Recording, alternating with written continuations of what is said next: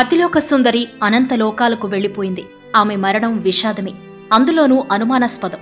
ఇంకేముంది, శ్రీదేవి మరణం కంటే అసలు ఆమె ఎలా చనిపోయింది, బాత్రూంలో ఏం జరిగింది అంటూ మీడియాలో హడావుడి మొదలైంది. ఒకరికంటే మరొకరు తీసిపోనట్లుగా ప్రయోగాలకే పాఠాలు నేర్పేలా, కవరేజ్కి కంగారు పుట్టేలా కథనాలు అల్లేశారు. కొందరు బాత్టబ్ సెట్టింగ్లు పెడితే మరికొందరు ఏకంగా బాత్టబ్లో పడుకునే ప్రెజెంటేషన్ ఇచ్చారు.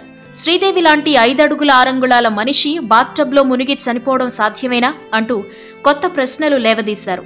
ఇంతకీ ఆ రోజు ఏం జరిగింది, బోనీ కపూర్ ఏం చేశారు అంతవరకు చెబితే పర్వాలేదు, కానీ టబ్ వైశాల్యం ఎంత, చుట్టుకొలత ఎంత, దాని లోతెంత అంటూ టబ్ థియరీ మొదలు పెట్టేశారు.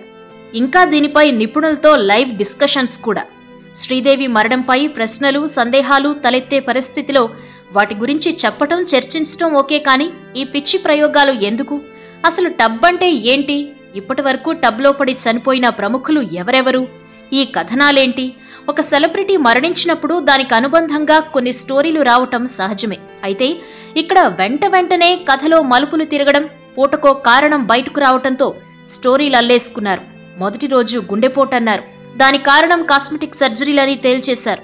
అసలు స్నానం చేసేటప్పుడు గుండెపోటు రాకుండా తీసుకోవాల్సిన జాగ్రత్తలు కూడా చెప్పేశారు. అయితే టబ్లో పడి చనిపోయింది కాబట్టి టబ్ అన్నారు. రేపు ఇంకెవరో సెలబ్రిటీ మరేదో చేస్తూ పోతే దానికి కూడా లైవ్ డెమోలు పెడతారేమో అంటూ సోషల్ మీడియాలో కొందరు ప్రశ్నిస్తున్నారు. రేటింగ్ కోసం ఇంత దారుణమా? జర్నలిజం బట్టలిప్పి బాత్ టబ్ల వైపు పరుగు పెట్టడం ఏంటి? కొత్తగా చెప్పాలన్న ప్రయత్నంలో మరీ ఇంత రోతగా మారిపోవాలా? ఈ వీడియో మీకు నచ్చినట్టయితే లైక్ చేయండి, షేర్ చేయండి. మరిన్ని ఇంట్రెస్టింగ్ వీడియోస్ చూడడానికి మా ఛానల్ కు తప్పక సబ్స్క్రైబ్ అవ్వండి.